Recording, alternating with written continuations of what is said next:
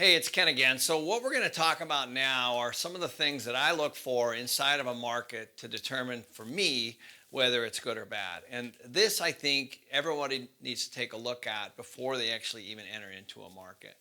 So, there's really two things. The first thing is what I call net migration. And the second thing is annual GDP or gross domestic product.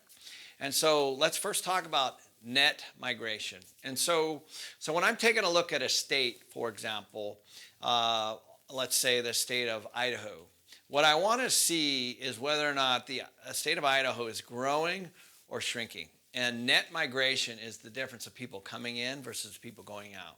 And so this is monitored. All you got to do is go on YouTube or the internet or anywhere and just type this in and say, what's net migration? And it'll tell you it's the difference of people moving in and moving out. That's all it is. Every single state is monitored every single year. And so the top three states right now for net migration are Florida, Colorado, and Washington. And so those three states are growing faster than the rest of the states. And that's because population is higher than going in than it's going out. That's all it is. Now, that doesn't specifically help you completely on where it is that you want to invest. Because, for example, all that growth in the state of Washington might be going into Seattle, and that's it. And so you do have to drill down into the smaller cities and even there into the submarkets. And as I said, I talk a lot about this in my book, The ABCs of Real Estate Investing.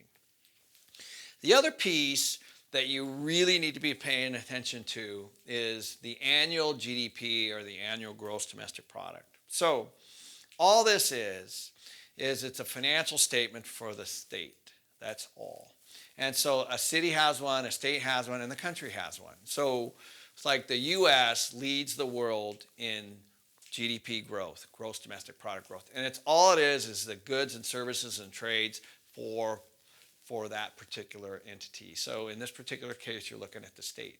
Now, that's a very different set of states. That's Nevada, that's Utah, and it's also Washington. So Washington, for example, is leading in net migration, and it's also leading in gross GDP. So Washington grew by almost 4% last year in 2017, and now this year it's looking to grow again in 2018.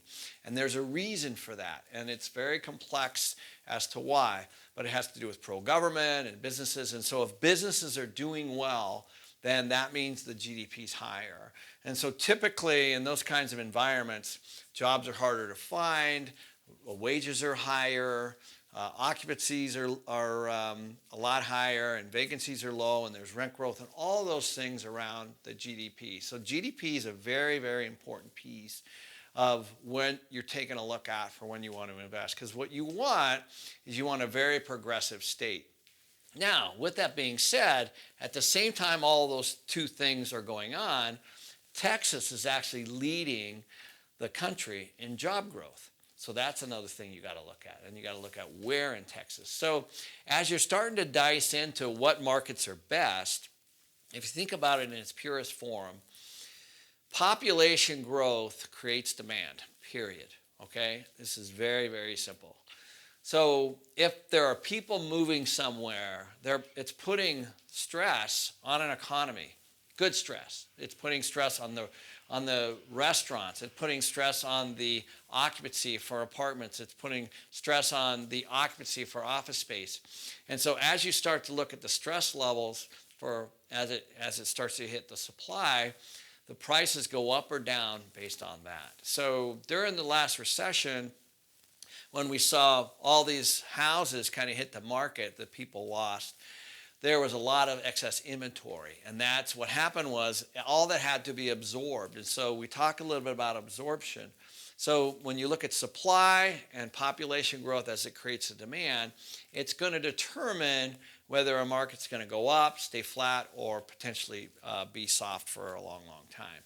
So a great example of that right now is Las Vegas. Las Vegas got annihilated 10 years ago during the housing boom. And it still hasn't recovered. There's still not enough people moving there to create, to take care of all that excess inventory from 10 years ago. Now, prices have gone up. All that stuff's been true.